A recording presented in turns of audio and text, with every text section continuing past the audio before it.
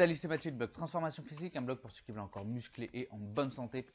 Et aujourd'hui, on va parler du système immunitaire, comment améliorer son système immunitaire. Mais avant, télécharge gratuitement ces cadeaux dans la description, un e-book sur la perte de poids et la prise de muscle avec un programme de musculation et un calculateur de taux de masse grasse. Et n'oublie pas bien sûr de t'abonner à la chaîne, si ce n'est pas encore fait, et de liker pour que je devienne riche avec la YouTube Money. Allez, c'est parti.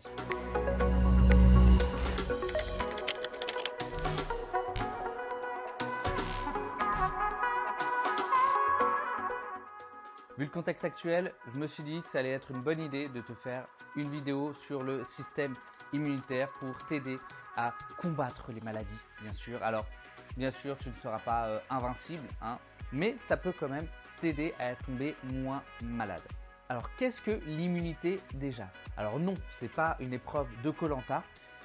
L'immunité, c'est une résistance naturelle ou acquise d'un organisme vivant à un agent infectieux tel qu'un microbe ou un agent toxique comme un venin par exemple.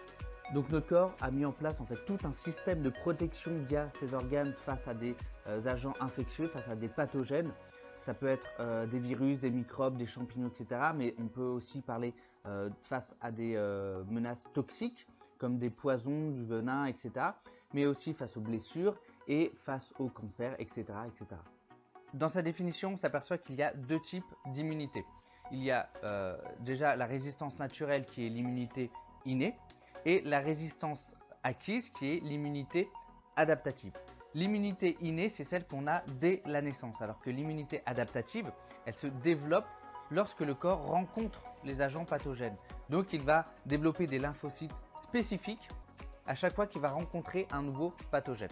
Alors les lymphocytes, ce sont des globules blancs qui vont agir un peu comme des soldats dans ton corps et détruire les agents pathogènes. Une fois qu'ils sont détruits, ils vont être alors phagocytés, c'est-à-dire digérés par des macrophages qui vont en fait se débarrasser de ces débris d'agents pathogènes.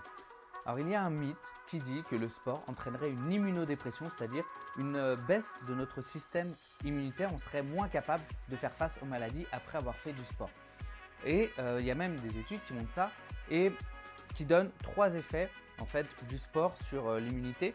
Déjà, une augmentation du risque d'infection, une baisse de l'immunoglobuline A ou l'IgA dans la salive et il y a aussi une baisse des cellules immunitaires dans le sang après avoir fait du sport. Pour le premier point, des études ont interrogé en fait des marathoniens et ultra-marathoniens après l'effort et ils ont remarqué que les sportifs qui couraient le plus avaient plus de symptômes que ceux qui couraient le moins.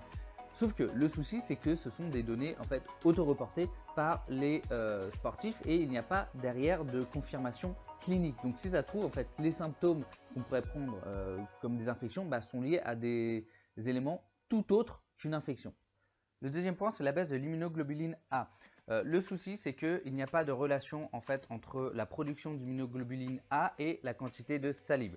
Donc, lorsque on voit une baisse de l'IgA, ça peut provenir déjà d'une baisse de la quantité de salive, mais celui-ci varie aussi beaucoup en fonction du mode de vie, mais aussi dans une journée. Donc, en fait, les études sont assez incohérentes sur la relation entre salive et immunoglobuline A, ce qui montre que finalement cette mesure-là n'est pas suffisante en fait pour montrer une immunodépression. Pour ce qui est de la baisse des lymphocytes, en fait, ils sont tout simplement déployés vers les tissus périphériques, ce qui permet d'améliorer la veille immunitaire et la régulation immunitaire.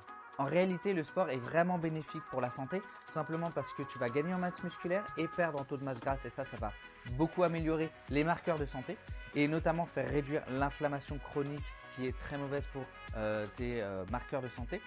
Ensuite, au niveau de l'âge, plus tu vieillis et moins ton système immunitaire va être performant, alors que le sport va justement retarder cette diminution en fait de ton système immunitaire avec la vieillesse.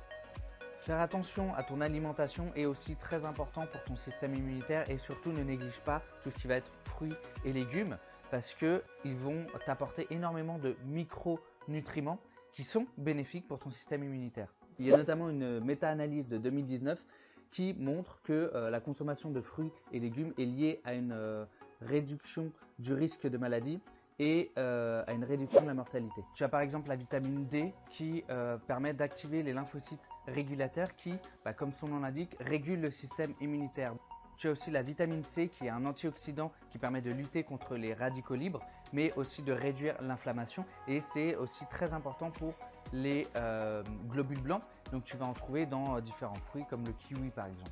Il y a aussi la vitamine A qui est nécessaire, mais aussi le zinc qui est un oligo-élément qui va avoir un rôle vraiment très important pour le système immunitaire et la formation en fait, des lymphocytes via le thymus. Il ne faut pas non plus négliger les fibres qui vont avoir un effet prébiotique, c'est-à-dire qu'elles vont en fait fermenter dans notre système digestif et améliorer en fait notre flore intestinale et notre système immunitaire du coup. Globalement, tu l'auras compris que pour booster ton système immunitaire, il faut avoir un mode de vie plutôt sain. Mais il faut aussi prendre en compte d'autres éléments tels que le stress, parce que le stress augmente ton risque d'avoir des maladies. Mais il faut aussi optimiser ton sommeil parce que le sommeil c'est aussi important et ça réduit ton système immunitaire si tu dors mal, si tu as un mauvais sommeil. Et bien entendu, voilà, bien t'alimenter et faire du sport régulièrement. Et bien sûr, ne pas avoir de déficit calorique excessif, qui est une erreur déjà pour la perte de muscle, mais aussi pour ton système immunitaire, parce que si tu ne lui apportes pas assez de calories, il va avoir du mal en fait à utiliser de l'énergie pour se défendre. J'espère que cette vidéo t'a plu. Si c'est le cas, n'hésite pas à t'abonner à la chaîne et à liker. Et puis moi, je te dis à la prochaine pour une autre vidéo. Allez, salut!